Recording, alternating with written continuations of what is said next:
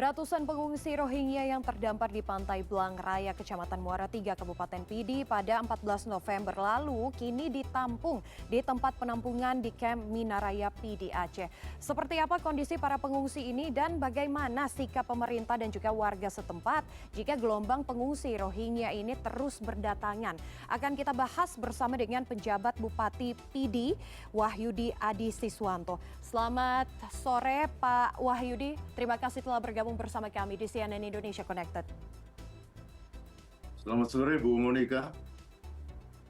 Baik Pak Wahyudi, kita telah mengetahui bukan hanya pada 14 November saja ternyata pengungsi Rohingya datang. Sampai saat ini dari informasi yang beredar sudah 3 gelombang yang datang. Sebenarnya sudah ada berapa banyak Pak pengungsi Rohingya yang saat ini ditampung di Aceh Pak, di Pidi khususnya? Baik, betul sekali Bu Monika. Jadi secara total jumlah pengungsi yang ada di Kabupaten Pidi Aceh itu sejumlah 721 orang pengungsi. Dan kalau kita kembali ke belakang, pada 26 Desember 2022 itu ada gelombang pertama sebetulnya. Itu sebesar 174 orang pengungsi. Nah, kemudian di 5 hari terakhir ini ada 3 gelombang secara hampir bersamaan. Jadi gelombang pertama sebanyak 196 orang pengungsi tanggal 14 November, kemudian tanggal 15 November datang lagi gelombang kedua sebanyak 147 orang pengungsi, kemudian yang terakhir yang kemarin tanggal 19 November sebanyak 241 orang pengungsi. Demikian Bu Monika.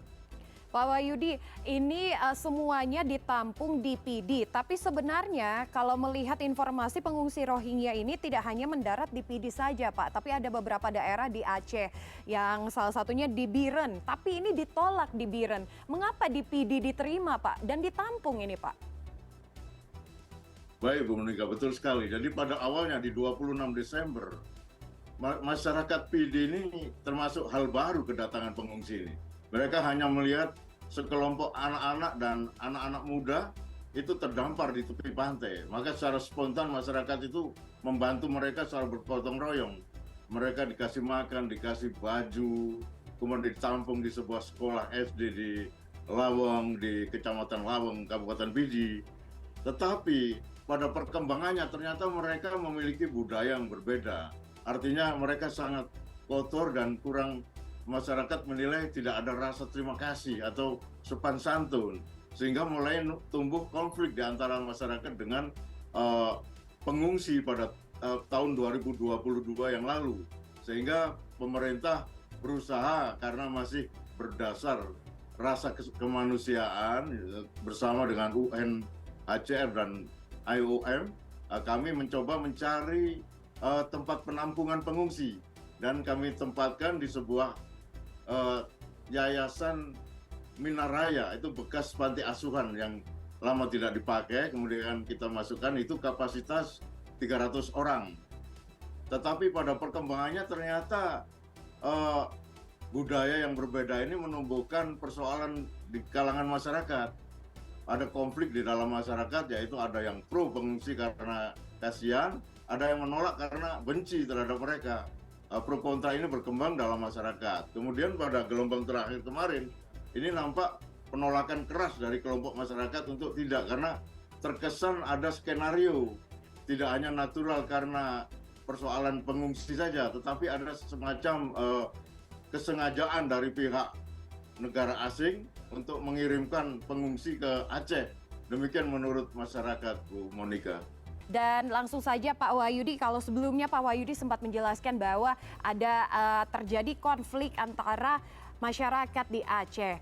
Karena sebelumnya ini pengungsi Rohingya sendiri sempat tidak terlalu sopan dan juga tidak mematuhi aturan-aturan yang ada. Tapi saat ini Pak, di Pidi sendiri menerima dan menampung ratusan pengungsi Rohingya ini. Apakah tidak ada kekhawatiran akan terjadi konflik sosial antara warga Pidi dan juga pengungsi Rohingya ini Pak?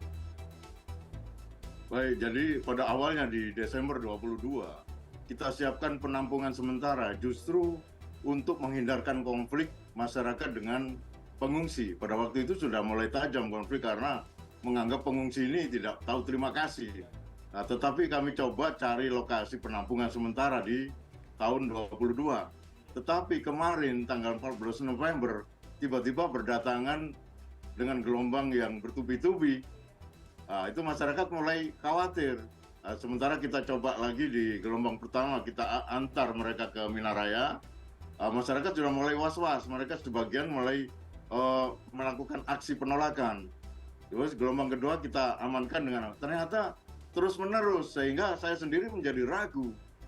Kok ini terus-menerus kayak di skenario, dan sifatnya mereka, datangan mereka itu berbeda dengan pada saat 22.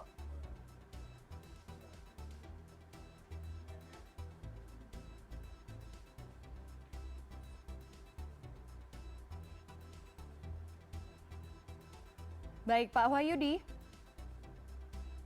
Pak Wahyudi, apakah masih bersama kami? Baik, sepertinya pembahasan kita terputus dengan penjabat Bupati PD Wahyudi Adisiswanto. Tapi kita sudah mengetahui beberapa poin terkait dengan pengungsi Rohingya yang berada di PD Aceh saat ini ditampung di penampungan sementara.